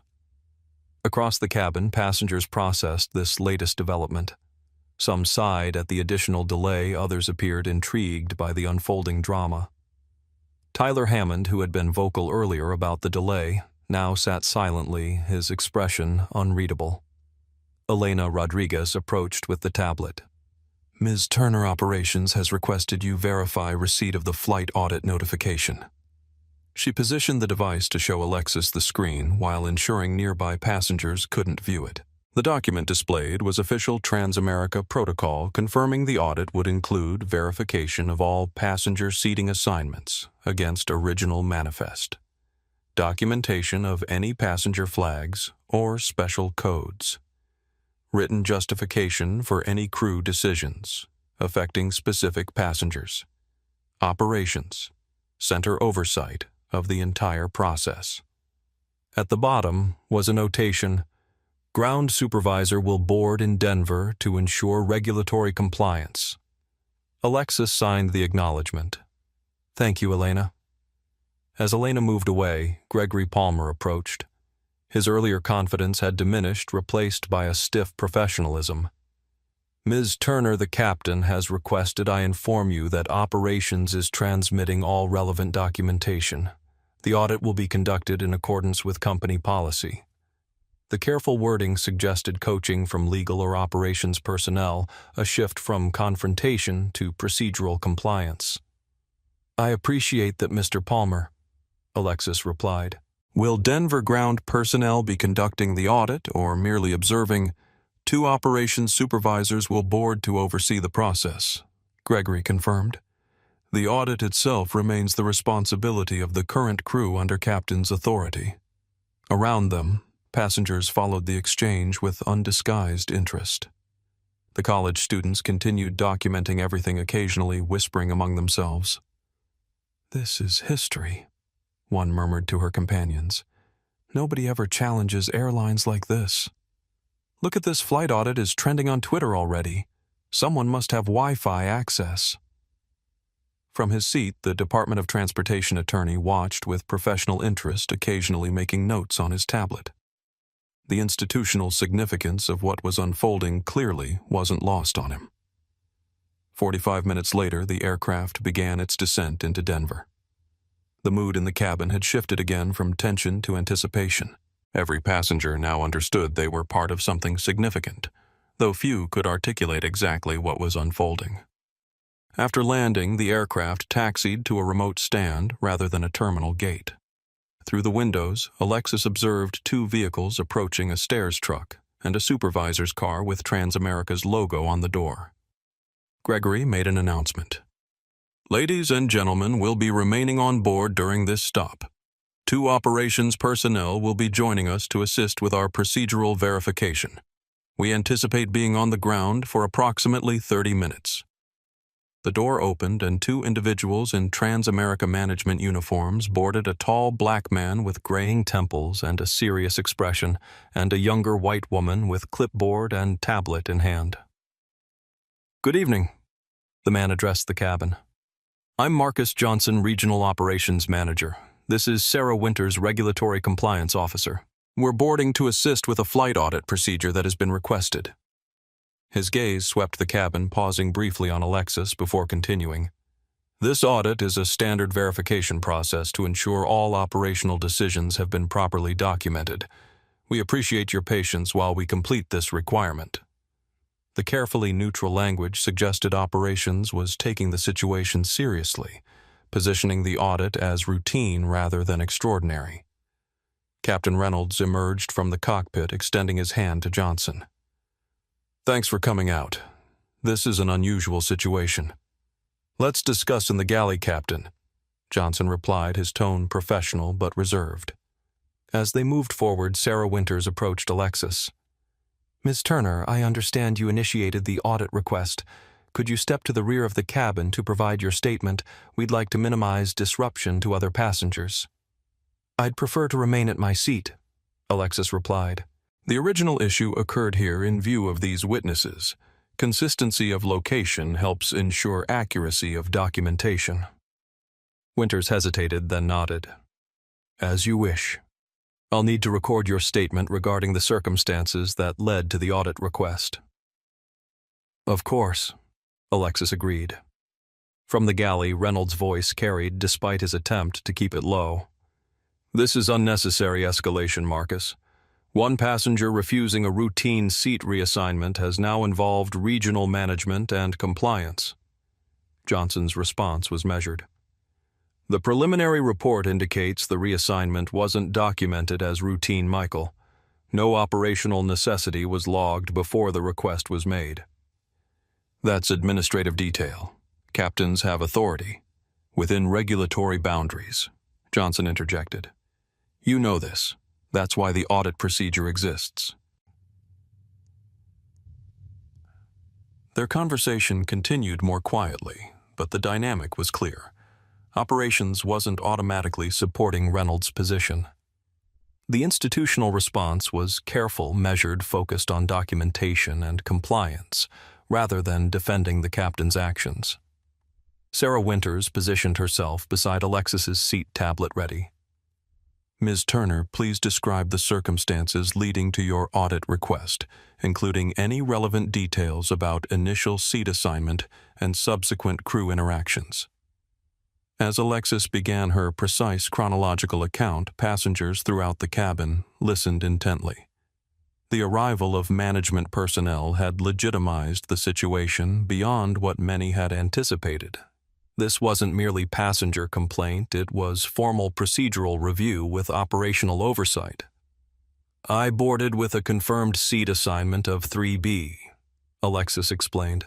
Approximately 20 minutes before scheduled departure, I noticed unusual crew activity regarding my seat. Specifically, Senior Flight Attendant Palmer and Flight Attendant Rodriguez consulting a tablet with what appeared to be a flag beside my seat number."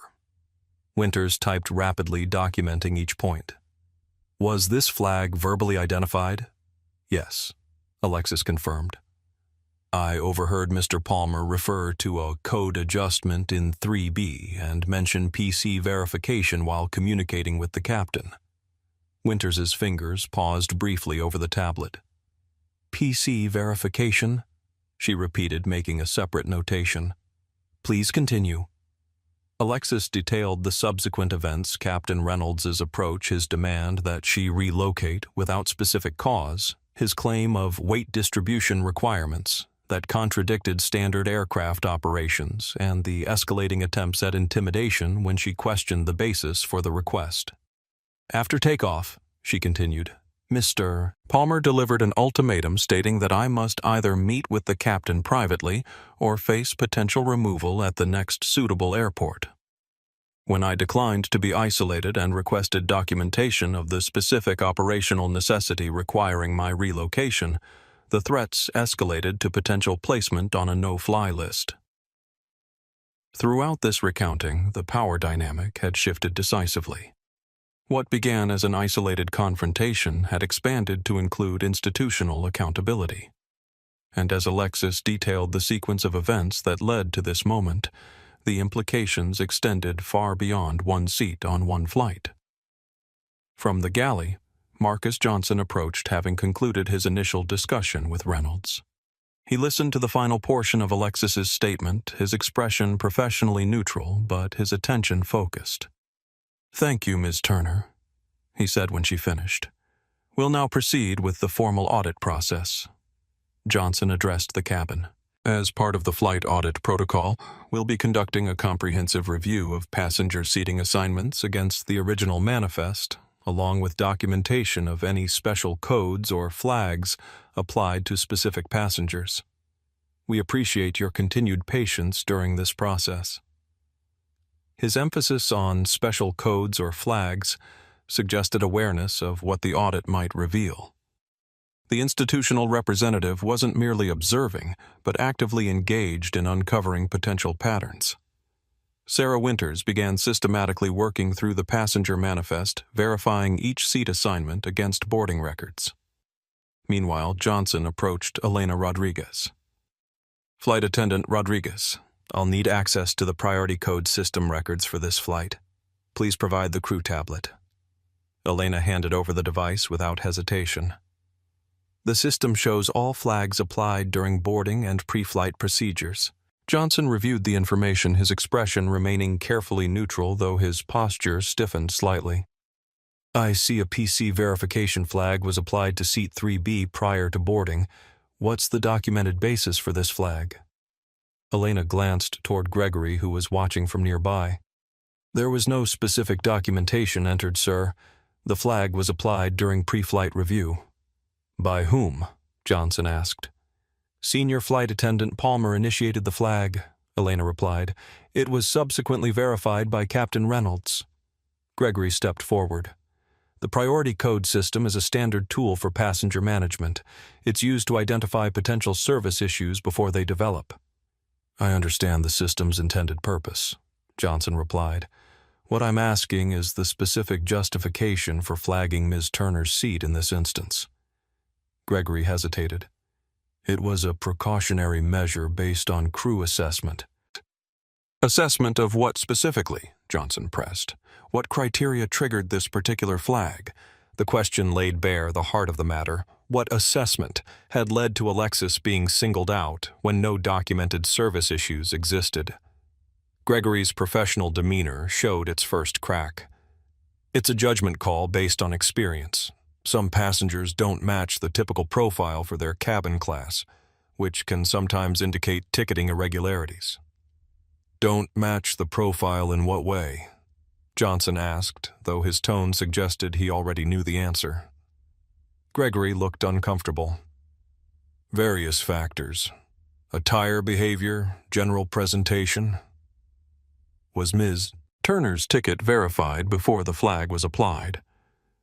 Not specifically, but was there any documented history of service issues with this passenger? No, but was there any specific behavior that triggered concern about her presence in first class? Gregory's discomfort was now visible to everyone watching. It was a proactive assessment based on standard practices. Johnson made several notations on his tablet. I'll need to review the complete history of PC verification flags on this route over the past 6 months to determine if these standard practices show any concerning patterns in application. The implication was clear. This wasn't being treated as an isolated incident, but as potential evidence of broader issues requiring institutional response. Throughout this exchange, Captain Reynolds had remained near the cockpit door, watching with evident tension. As Johnson completed his initial review, Reynolds approached. Marcus, this procedural review is disrupting our flight schedule. We need to proceed to Los Angeles. The audit must be completed before continuing to final destination, Johnson replied. That's regulatory requirement, not discretionary. Reynolds lowered his voice. This is becoming a spectacle. We could have handled this privately after landing. The procedure was invoked properly and must be followed completely, Johnson responded. The findings will determine appropriate next steps. As they spoke, Sarah Winters had completed her manifest verification. She approached Johnson with her tablet. I've identified several inconsistencies, she reported. 4 passengers were reseated during boarding without documentation of cause, yet Ms. Turner was the only one approached regarding her assigned seat, despite having valid boarding documentation. The pattern was becoming increasingly clear: selective enforcement of procedures that somehow applied only to certain passengers despite similar circumstances. Johnson nodded. Include that in the final report. We'll need statements from those passengers as well. The comprehensive approach demonstrated that operations was treating the audit with appropriate seriousness, not merely going through motions to satisfy procedural requirements, but conducting thorough investigation of what appeared to be concerning patterns in crew behavior. As the process continued, the atmosphere in the cabin reflected growing recognition of what was being uncovered. Passengers exchanged glances, some with undisguised interest in the institutional representative's methodical documentation of what many had observed less formally. Johnson approached Alexis again. Ms. Turner, based on preliminary findings, there appears to be no documented justification for the request that you relocate from your assigned seat. Would you like to make any additional statement for the official audit record? Only that I appreciate the thorough implementation of the audit procedure, Alexis replied. The process exists to ensure passenger rights are protected through transparent documentation rather than subjective assessment. Johnson nodded, making a final notation. He then addressed the cabin. Ladies and gentlemen, the flight audit has been completed. The findings will be submitted to Transamerica regulatory compliance and FAA oversight as required. We'll be departing Denver shortly to continue to Los Angeles. Thank you for your patience during this procedure. The professional language belied the significance of what had occurred. This wasn't merely procedural verification. It was institutional acknowledgement of practices that could no longer remain unexamined. As Johnson and Winters prepared to depart the aircraft, Captain Reynolds approached for a final exchange. What happens now? He asked quietly. The audit findings will be processed according to regulatory requirements, Johnson replied. I suggest you focus on completing this flight safely and professionally. Further discussion can occur after landing. The measured response conveyed institutional seriousness without prejudging outcomes, proper procedure, rather than premature conclusions. But Reynolds clearly understood the implications, his expression reflecting recognition that this incident would have consequences extending beyond Flight 847. As the operations personnel departed and the aircraft prepared to resume its journey, the cabin settled into contemplative quiet. What began as confrontation between passenger and captain had evolved into documented examination of practices that had previously operated without effective oversight. The power dynamic had transformed completely from captain's unquestioned authority to institutional accountability mechanisms that ensured such authority remained within appropriate boundaries defined by legitimate operational requirements rather than subjective assessment. As Flight 847 continued toward Los Angeles, Marcus Johnson and Sarah Winters reviewed their findings in the Denver Operations Center. Though no longer aboard the aircraft, their investigation was expanding based on patterns identified during the audit. Meanwhile, Elena Rodriguez approached Alexis's seat. "Ms. Turner," she said quietly, "may I speak with you briefly?" Alexis nodded, and Elena knelt beside the seat to maintain a semblance of privacy in the crowded cabin. "The priority code system you saw on our tablet, it wasn't always used this way," she began, her voice barely above a whisper. "When it was implemented 3 years ago, it was supposed to help identify passengers who might need extra assistance or had experienced previous service issues." Alexis listened attentively, allowing Elena the space to continue. "But over time, certain crew members began using it differently. They created unofficial subcategories, ways of flagging passengers who didn't look right for their cabin class or who might cause problems." "Based on what criteria?" Alexis asked, though she already suspected the answer. Elena's eyes conveyed what her professional position prevented her from stating directly. "Criteria that have nothing to do with safety or service and everything to do with assumptions." Alexis nodded, understanding completely. "Your PC verification flag was applied at the gate," Elena continued. "It's coded language for verify this passenger belongs in this cabin. But there was nothing to verify your reservation was confirmed your boarding pass valid. The flag itself was the problem." "How widespread is this practice?" Alexis asked. "It varies by crew," Elena replied. "Some, like Captain Reynolds and Gregory, use it regularly. Others ignore it entirely. I've been uncomfortable with it for a while, but..." She glanced toward the galley where Gregory watched them with narrowed eyes. "But speaking up carries consequences." Alexis finished for her. "Exactly," Elena confirmed. "Until now, there's never been a way to formally question the system without risking careers." She hesitated, then reached into her pocket and discreetly slipped a folded napkin into Alexis's hand. "These are dates, flight numbers, and crew combinations where I've observed similar pattern flagging. It's been happening for at least 2 years. Alexis carefully tucked the napkin into her journal without examining it. "Thank you. This information makes a significant difference." "I should have spoken up sooner," Elena admitted. "My grandmother would be disappointed in me." "Speaking up at all takes courage," Alexis replied, "especially when systems are designed to discourage it." As Elena returned to her duties, James Wilson leaned across the aisle. "What was that about?" "Documentation of a pattern," Alexis replied quietly. "Evidence that this wasn't an isolated incident, but part of an established practice." Wilson nodded thoughtfully. "You know, I've flown this route dozens of times, always in first class. Never once been asked to verify I belonged there or change seats without cause. Makes you think, doesn't it?" "It does," Alexis agreed. "The differential treatment only becomes visible when you see who gets flagged versus who doesn't." From her seat, Sofia Diaz watched their conversation with knowing eyes. "Some things change their appearance but not their nature," she observed. "Different words, same purpose." The cabin settled into the routine of flight, But beneath the surface calm, something had fundamentally shifted.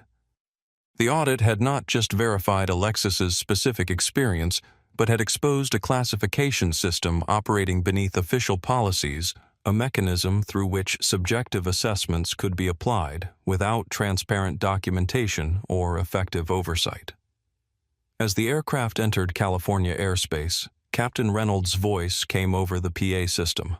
His tone was professionally neutral, the earlier confrontational edge notably absent. "Ladies and gentlemen, we're beginning our initial descent into Los Angeles. Local time is 10:15 p.m. Weather clear, temperature 68 degrees. Flight attendants, please prepare the cabin for landing." The announcement contained no reference to the audit or its findings, a return to procedural routine that belied the extraordinary events that had unfolded during the journey. But everyone aboard understood that standard operations had been permanently altered by what had been documented and acknowledged through formal process. Near the front of the cabin, Gregory Palmer performed his duties with rigid efficiency, avoiding eye contact with Alexis or other passengers who had witnessed the audit. His earlier confidence had been replaced by professional detachment that suggested recognition of potential consequences following landing. Elena moved through the cabin with quiet purpose, her decision to provide documentation representing personal resolution of the conflict between institutional pressure and professional integrity. Whatever career implications might follow, she had chosen which values would guide her actions. As Flight 847 began its descent toward Los Angeles, the illuminated cityscape visible through the windows, Alexis reflected on the journey's extraordinary evolution. What began with one passenger refusing unjustified demand had expanded to include formal documentation of practices that had previously operated without effective challenge, creating possibility for addressing patterns affecting countless travelers beyond those who happened to share this specific flight.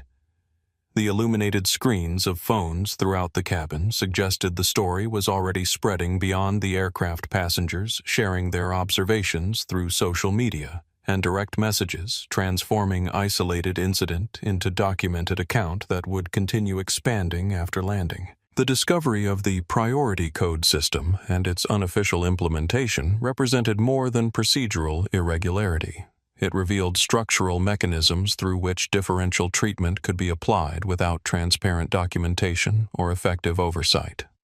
The audit had made visible what had previously operated in institutional shadows, creating accountability that would extend far beyond Flight 847.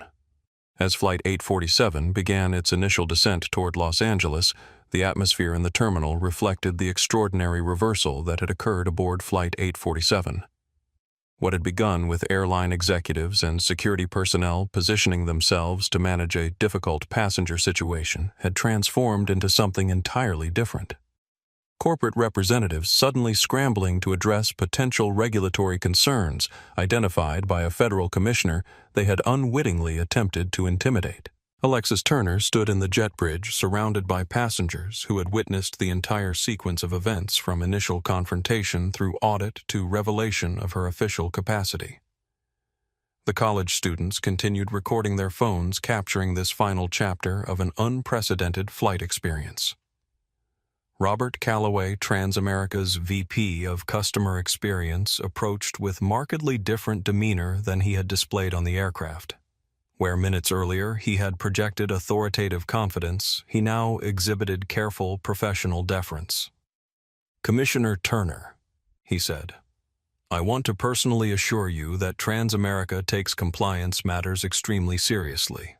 What occurred today appears to have been an unfortunate misunderstanding." "A misunderstanding?" Alexis repeated, her tone measured but pointed. "Mr. Calloway, the audit findings documented a specific pattern of implementation regarding your priority code system. That pattern was confirmed by crew testimony and management verification. This doesn't appear to be a misunderstanding, but rather a concerning practice that warrants comprehensive review." Nearby passengers, including James Wilson and Sophia Diaz, had paused their departure to witness this exchange.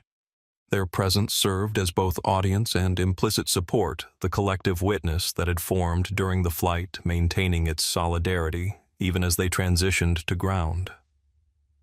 Of course, Calloway acknowledged, visibly uncomfortable with having this conversation in public view.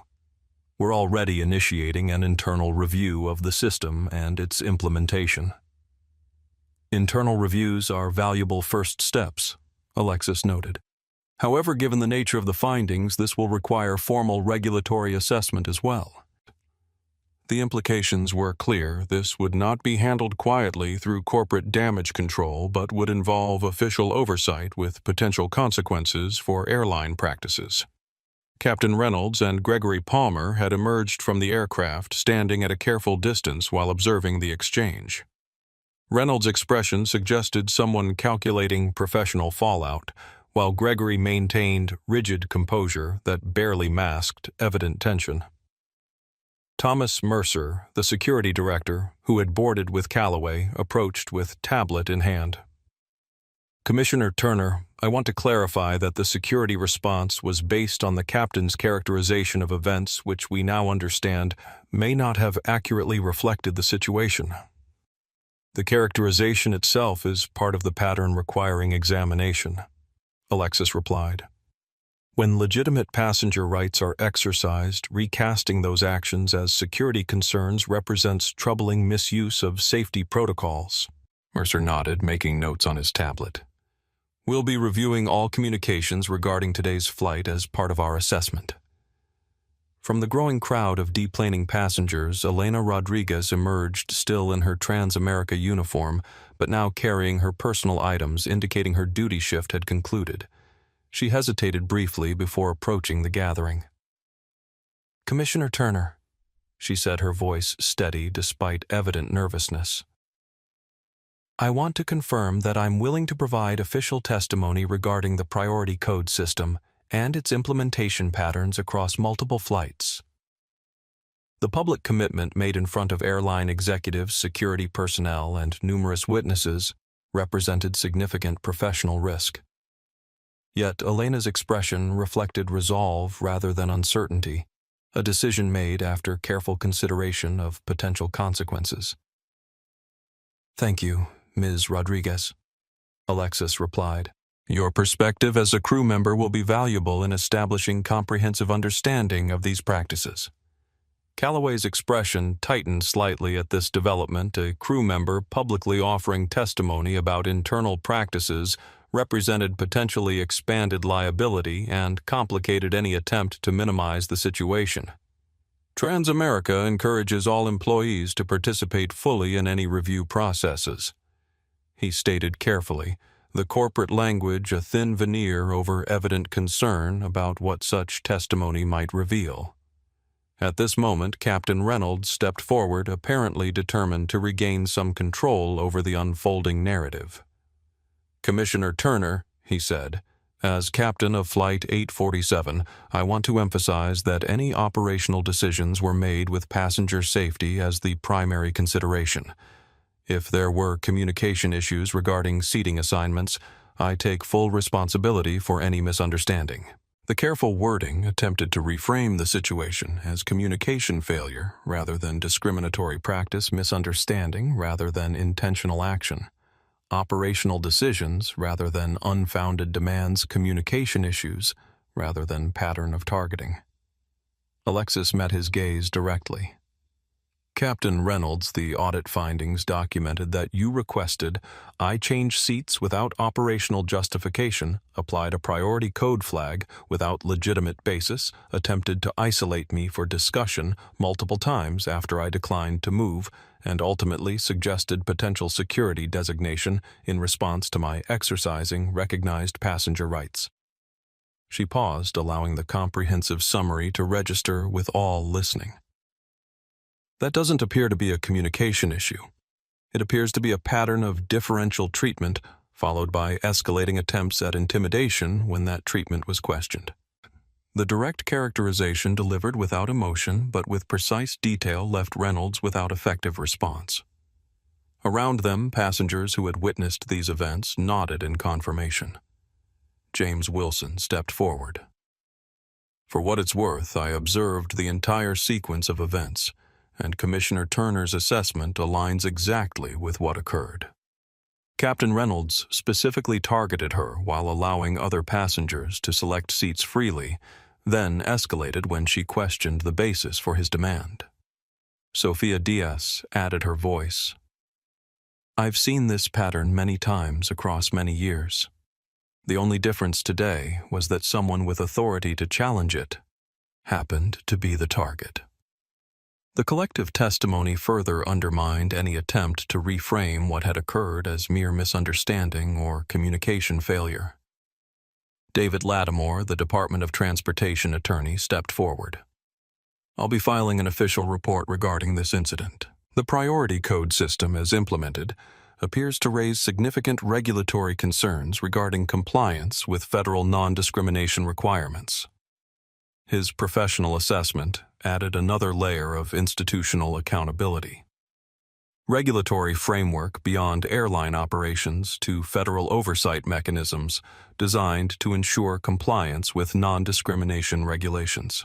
Callaway, recognizing the deteriorating position, attempted to regain control of the situation. We appreciate everyone's perspective on today's events.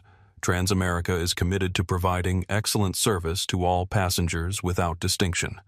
We'll be conducting a thorough review of both this specific incident and the broader implementation of our service protocols.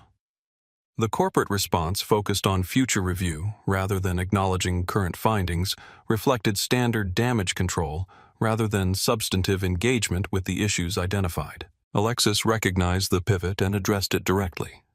Mr. Callaway, discrimination doesn't become misunderstanding when you target someone with authority to challenge it. The concern here isn't just what happened to me personally, but what happens routinely to passengers without regulatory knowledge or institutional position. The fundamental point cut through attempts at corporate reframing. This wasn't about one incident with one commissioner, but about patterns affecting countless passengers who lacked the specific knowledge or authority Alexis possessed. Throughout the terminal, travelers paused to observe the unusual confrontation between airline executives and what appeared to be a federal official, many capturing photos or video on phones. What had begun as an isolated incident aboard one aircraft was now unfolding in public view, with potential to expand far beyond the immediate circumstances. Marcus Johnson, the regional manager who had conducted the audit in Denver, approached through the crowd, having apparently been contacted following the aircraft's landing. Commissioner Turner, he greeted her with professional courtesy. Our audit findings have been processed according to regulatory requirements. I wanted to assure you personally that Transamerica takes these matters with appropriate seriousness.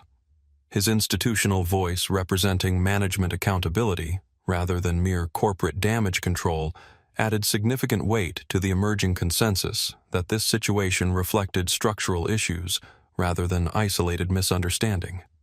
A woman pushing through the crowd caught everyone's attention. Jennifer Morales, Transamerica's Director of Customer Experience, whom passengers recognized from her brief appearance aboard the aircraft, now accompanied by a distinguished older man in an impeccably tailored suit. Commissioner Turner, the man said, extending his hand. I'm Richard Dunham, Chief Legal Officer for Transamerica. I understand there have been concerning findings regarding our priority code system implementation. I'd like to assure you that we're initiating comprehensive review of these practices immediately. The appearance of the airline's senior legal representative transformed the dynamic, yet again indication that corporate leadership recognized the potential significance of what had been documented rather than attempting to minimize it through mid-level management response. We would welcome your insights as we conduct this review, Dunham continued. Your expertise in both aviation operations and regulatory compliance would be invaluable in ensuring our practices align with both legal requirements and ethical standards. So, the invitation represented significant evolution from initial attempts at intimidation to recognition that addressing identified patterns required substantive engagement rather than defensive posturing. I'll certainly provide appropriate regulatory guidance, Alexis replied. The findings from today's audit will be processed through official channels with recommendations for addressing the concerning patterns that were documented.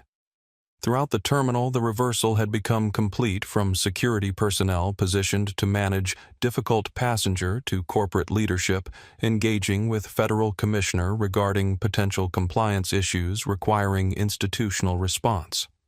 Elena Rodriguez stood slightly apart, her expression reflecting complex emotions as she witnessed this extraordinary conclusion to what had begun as routine flight assignment. Her decision to provide documentation had contributed significantly to institutional acknowledgement that couldn't be dismissed as isolated incident or subjective complaint. As the crowd began to disperse, Alexis addressed the passengers who had witnessed and supported her throughout the journey. "Thank you all for your willingness to stand as witnesses.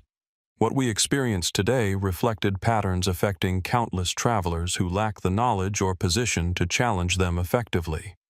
Your documentation makes significant difference in establishing that these aren't isolated incidents, but structural issues requiring comprehensive address." Her acknowledgement recognized the coalition that had formed during the flight, not merely supportive individuals, but collective witness to concerning patterns that typically remained unchallenged due to power disparities between passengers and crew authority. James Wilson shook her hand. This was illuminating. "I'll never view airline operations the same way again." Sophia Diaz embraced her briefly. "You did what many couldn't.